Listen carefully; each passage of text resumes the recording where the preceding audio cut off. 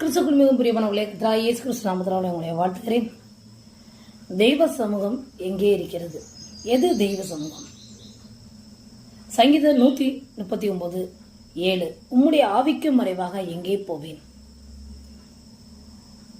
தெய்வ பிள்ளைகளே, ஒரு பிசினஸ் மேன் இப்படி நினைச்சாராம்.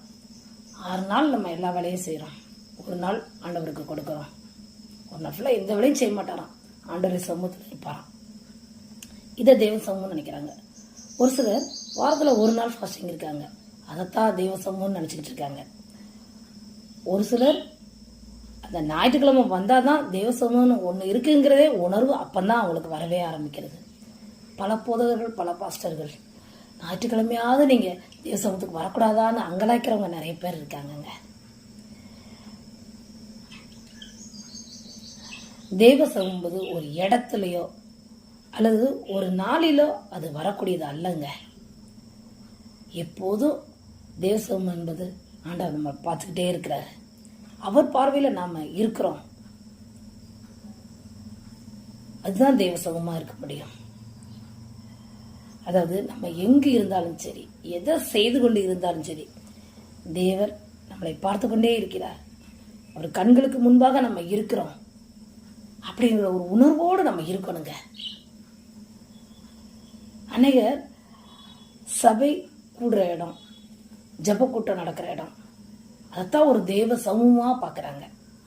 அப்படி பார்த்து பார்த்து பழகிட்டு பிற இடங்கள்ல இருக்கும்போது, வேலை ஸ்தலங்கள்ல, வீடுகள்ல இருக்கும்போது அவங்களுக்கு ஒரு ஆவிக்குரிய உணர்வே வரமாட்டேக்கு.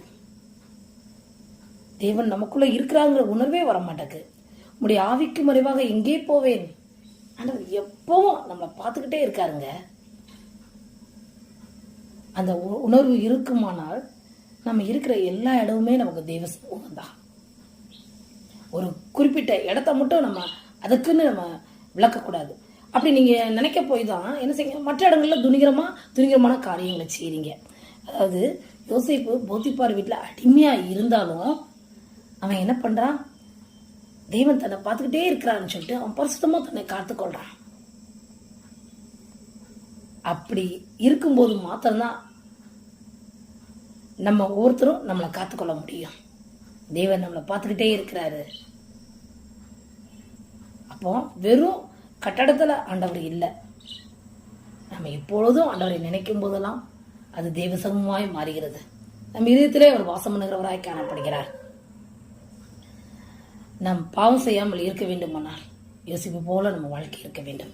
எப்பொழுதும் தெய்வம் என்னை பார்த்துக்கிட்டே இருக்கிறாங்கிற உணர்வோடு இருக்கும்.